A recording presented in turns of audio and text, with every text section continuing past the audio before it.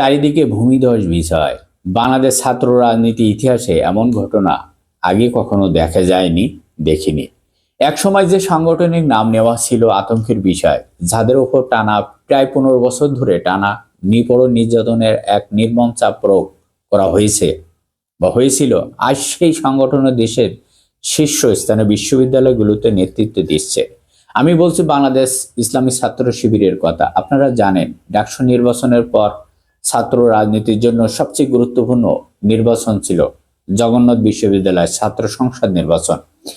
আর এই নির্বাচনে ছাত্র শিবির প্রমাণ করে দিয়েছেন ভোটের মাঠে তারা এখন অপ্রতিদ্বন্দ্বী। সবাই মিলে জোট করেও, সব শক্তি এক করেও তাদের পরাজিত করতে পারি নাই। আজকের ভিডিওটা আমি কয়েকটি পর্বের বিশ্লেষণ করব কেন এই নির্বাচন এত গুরুত্বপূর্ণ ছিল, কারণ তারেক রহমান সাহেব দেশে ফেরার পরেও কেন ছাত্র দলের এমন ভরাডুবি, এবং কিভাবে দীর্ঘদিনই নির্যাতিত কর্মীরা আজ বিজয়ের নায়ক হয়ে উঠল।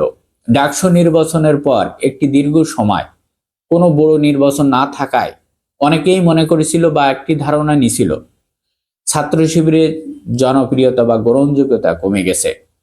সোশ্যাল মিডিয়া কিংবা বাইরে আলোচনা এমনটাই মনে হচ্ছিল, যেন শিক্ষার্থীরা অন্যদিকে সরে গেছে। কিন্তু জগন্নাথ বিশ্ববিদ্যালয়ের নির্বাচন সেই ভুল ধারণাকে চূর্ণ বিচূর্ণ করে দিয়েছেন।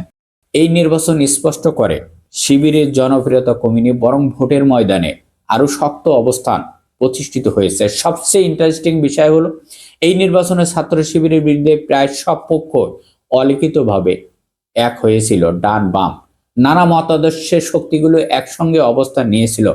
এই সম্মিলিত হয়েও ছাত্র শিবিরকে ঠেকাতে পারেনি। এখন থেকে একটি বিষয় দিনের আলোর মতন পরিষ্কার হয়ে গেল, কারা সেবার রাজনীতি করেছে, কারা ত্যাগ স্বীকার করেছে দেশের জন্য। যে মূল্যায়ন থেকে তারা আজ প্যানেল ধরে শিবিরকে ভোট দিচ্ছে। এই নির্বাচনের গুরুত্ব দ্বিতীয় বড় কারণ হলো, তারেক রহমান দেশে ফেরার পরও এটি ছিল প্রথম বড় ছাত্র সংসদ নির্বাচন।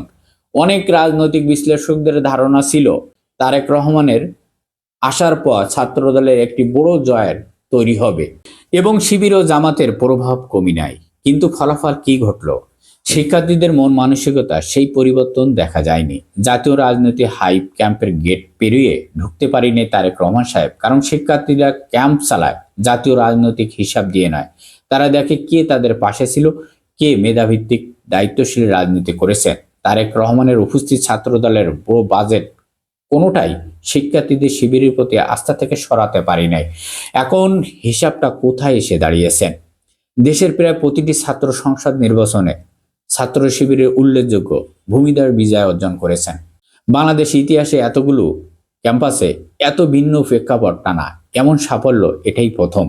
এখন এটাকে বিতর্ক বলার কোনো সুযোগ নেই, এটা এখন প্রতিষ্ঠিত সত্য। কিন্তু প্রশ্ন হলো, এই জয়ের পিছনে গল্পটা কি শুধু রাজনীতি? না, গত কয়েক বছর ধরে ছাত্র শিবিরের ওপর যে অমানবিক নির্যাতন চালানো হয়েছে, সেই রক্তের আজ ব্যালট ফিরিয়ে এসেছে। শহীদদের মায়ের চোখের পানি হয়তো আজকের বিজয় হাসি এনে দিয়েছেন। আল্লাহর বিচার যে বড় অদ্ভুত, কিন্তু তা নিখুঁত। দিন শেষে একটি কথা, জগন্নাথ বিশ্ববিদ্যালয়ের শীর্ষ পদগুলোতে ছাত্র শিবিরের জিতল, তা আমরা সবাই জানি। দীর্ঘদিন ক্যাম্পাসে তাদের নাম উচ্চারণ করাই ছিল কঠিন।